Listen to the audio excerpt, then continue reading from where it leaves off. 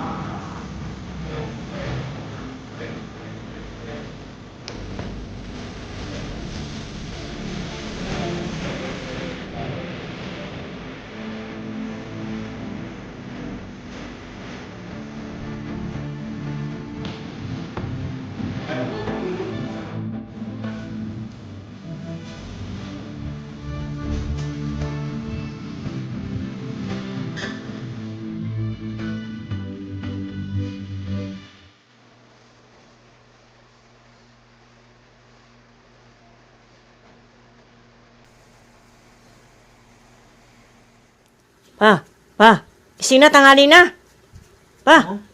Gising na, tanghali na. Oh, andyan na yung big bike ko.